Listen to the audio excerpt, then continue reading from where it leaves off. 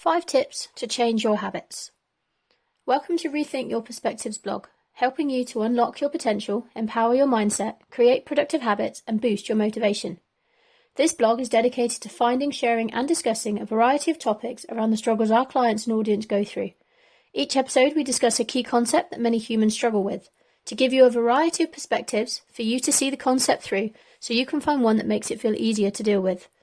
We hope you get some benefit from these blog posts, and we would love to hear your thoughts. Don't hesitate to like, share, and comment at the links.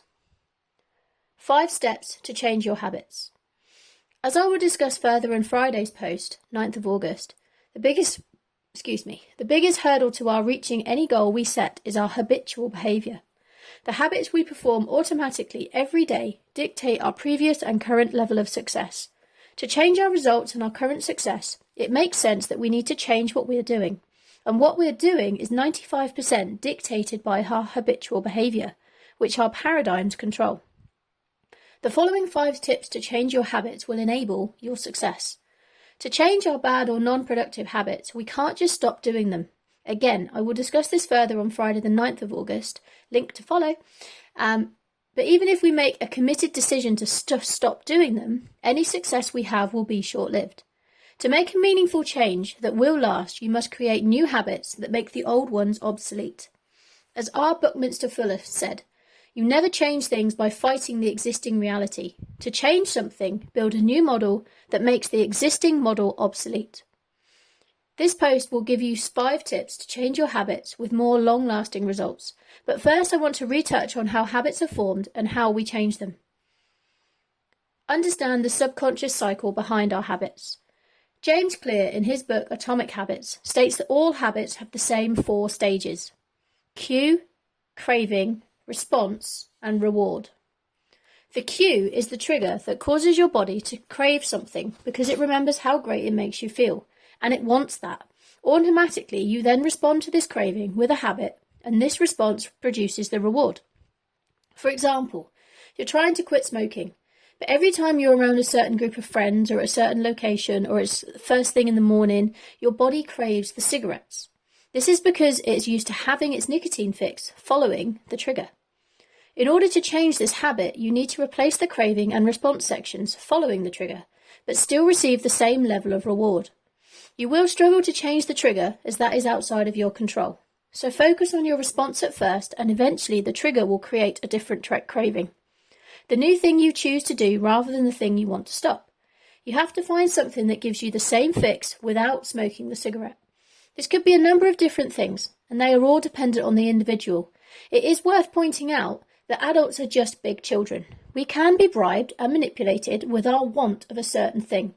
But we also have a greater control over what that certain thing is, what reward is worth our new habit until we do it automatically. 5 tips to change your habits. Number 1, implementation intention. Atomic Habits describes an implementation intention as a plan you make beforehand about when and where to act. That is, how you intend to implement a particular habit. This approach is very powerful because you make a decision in advance of a situation. By deciding in advance, you are more likely to follow through at that time the action is required or not required. For example, your habit is to buy a coffee on the way to work every day, but you've made the decision to lose weight or use your money to build your own business and escape your 9-to-5 job. This means that the habit of buying a milky coffee every day or every morning needs to stop. You can't just stop without replacing the habit. So an implementation intention could be to make a coffee and take it with you to work, or to make the decision that you'll buy an Americano instead of a latte to reduce your calorie intake. Either way, you're still getting your coffee, but also changing your habit to reach your goal. An implementation is set up as follows. I will do the chosen behaviour on, at, in. So on the day, at a time, in a place. In the example above, this would look like I will buy an Americano on work days at 8:20 in the coffee shop. The motivation to follow through with this is the goal that you are working towards. This is also useful to start and stick to a new exercise regime, which could look like I will partake in at least 20 minutes of vigorous exercise on, day, at, time, in, place. You then fill in the gaps to suit the new habit you want to build. Broadly speaking, the format for creating an implementation habit is when situation X arises, I will perform response Y. Situation X is the trigger or cue for automatic habits, so you will have to remain aware and ensure that response Y is the response you are trying to create as a new habit. The more often you choose the response you want, the easier it becomes to choose every time, and eventually it will become automatic. Tip number 2. Preparing beforehand. You increase your chances significantly more by ensuring that everything you need to achieve the activity is ready and waiting. For example, you set an intention to do yoga every morning when you get up. Before you go to bed, lay out your yoga clothes and set out your mat. When you wake in the morning, it's as simple as getting on the mat. James Clear, author of Atomic Habits, wrote that a study in the British Journal of Health Psychology found that 91% of people who planned their intention to exercise by writing it down, when and where they would exercise each week, ended up following through. Meanwhile, people who read motivational material about exercise but did not plan when and where they would exercise showed no increase compared to the control group. By getting everything ready beforehand, you are more likely to get straight on rather than need to go hunting for the things you need. Humans have a very short attention span, and we are quite lazy.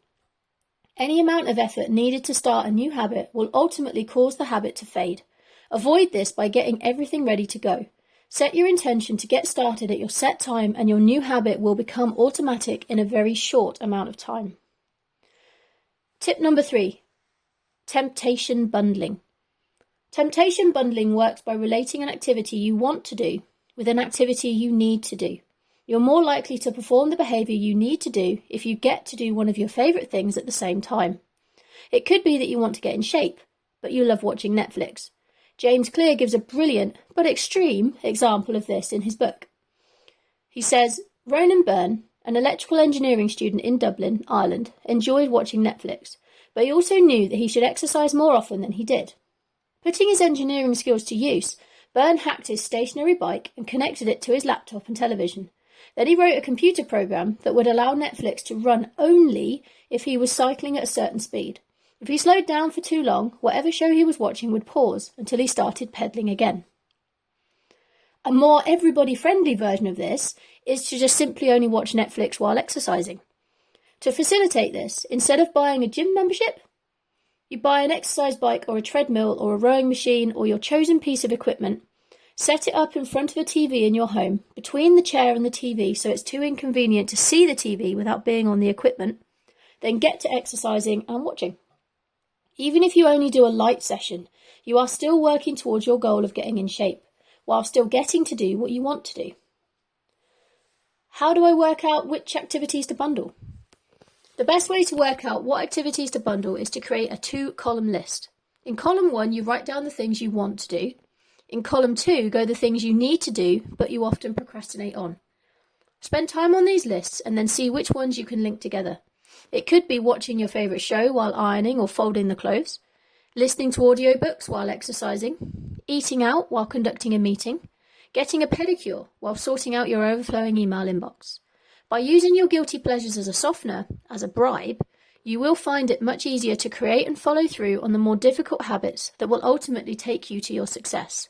But you must be disciplined with this approach. Don't choose the easy option of just doing your wants without doing your needs. If you don't do the need to do's, you will not achieve the goals that you've set for yourself. Tip number 4, habit stacking. Habit stacking allows you to take advantage of the already strong and efficient habits you perform every day. For example, you're very efficient at remembering how to get dressed each morning, or to brush your teeth, or to make your cup of tea or coffee, or hot water in my case. You can take advantage of these strong automatic habits to build new ones.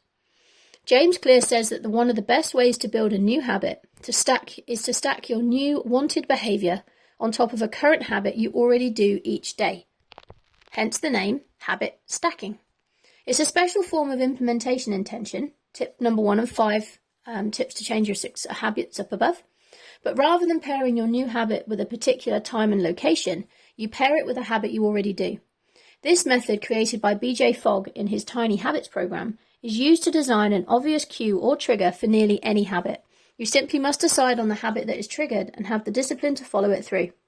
The formula for habit stacking is after or before or while your current habit, I will new habit. And examples include, while my morning tea is brewing, I will meditate for 5 minutes. After I get up in the morning, I will do 15 minutes of yoga. Before I have my shower, I will list 5 things I'm grateful for. Why is habit stacking so effective as one of the 5 tips to change your habits? Habit stacking is effective because your current habits are already built into your brain. Your patterns and behaviours have been strengthened over years. So by linking new habits, you want to build to a cycle that is already built into your brain. You make it more likely that you'll stick to the new behaviour. Habit stacking allows you to create a set of simple rules that guide your future behaviour, a game plan that dictates which action comes next based on daily cues. But make sure you choose the right cues. Don't ask yourself to do a habit when you're likely to be occupied with or distracted by something else. This strategy works best when the cue is highly specific and immediately actionable. Avoid vague cues, such as, when I break for lunch, I will do 10 press-ups. Is that before or after you've eaten? Where would you do them?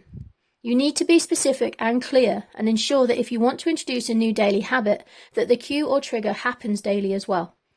Habit stacking also supports temptation bundling. For example, after I pull my phone out to check social media, I will do 10 exercises. Squats or press-ups, sit-ups. The need, because you want to get fitter, location is dependent. After I do 10 exercises, I will check social media. Want. So instead of instantly checking social media when you pull your phone out, you notice that you've pulled your phone out, you then do 10 exercises, and then you check your social media. Over time, you'll eventually look forward to doing the things you need to do because it means you get to do the things you want to do.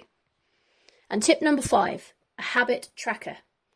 The last but by no means least in our 5 tips to change your habits is tracking your habits. Humans of any age have a childish mindset. By that I mean that regardless of age, we are bribable and thrive on praise. A habit tracker is like a reward chart that we use with younger children. It ignites our inner reward system by giving us something to tick off each day. The more days or times you complete your new habit, the harder it becomes to skip a day. Habit trackers take lots of different forms, and what works for one person may not have the same impact as another. Different ideas have pros and cons, but can include using a yearly overview, usually found in the front or back of paper diaries, using a numbered grid, think squares on a page, then tick off each square or colour them in, having a wall chart, colouring each section in or using thumbtacks or coloured stickers, using a monthly overview in the same way as the yearly one mentioned already, or using a simple grid, like the numbered one above, but without the numbers. How do I know which one to use? Whatever approach works for you is the best one. You are simply looking for something to tick off, mark, stick a sticker on, cross off, or otherwise document each day that you complete your habit. The sense of achievement you feel when you look back over your completed tracker will add to the motivation you have from working towards your goal. You can also add to your chances of success by setting rewards after a certain number of days. This adds an extra motivation to completing the habit each day, but it only works if you are strict with yourself and don't have the reward regardless. One example that uses this strategy is Duolingo, the language learning app, which has a streak counter. As you complete different amounts of day streaks, it gives different rewards and also sends motivational nudges to keep you on track with your daily practice. For me, I currently have a streak of 780 days. Can you imagine how devastated you would be if you lost that streak by not doing your daily practice? And an extra tip to support the 5 tips to change your habits. To make any habit change permanent and speed up the process of replacing your old habits, you need to consider your self-image. Your self-image is how you see yourself. It is the target that your subconscious is aiming for. So if your self-image sees you as overweight, you will struggle to lose or keep any weight you do lose off. If your self-image is of you as a shy person, your behaviour will show as shy. To make meaningful and permanent changes to your habits, you must change your self-image to be of someone who has that habit. To lose the weight you want to lose, your goal, you must change your habits and also your self-image. You must see yourself in your imagination with the body that you want. See yourself as thinner or stronger or more athletic in order for your subconscious paradigms to create it in the physical world. What do you think? I hope you found this blog helpful. If you want help working out which of your own habits could be bundled together or which ones to upgrade, then don't hesitate to get in touch today, either here or through any of my social medias, or schedule a call to discuss it with me directly. I look forward to hearing from you and hope this information helps you create more productive habits. To your success, Jay. Rethink your perspective.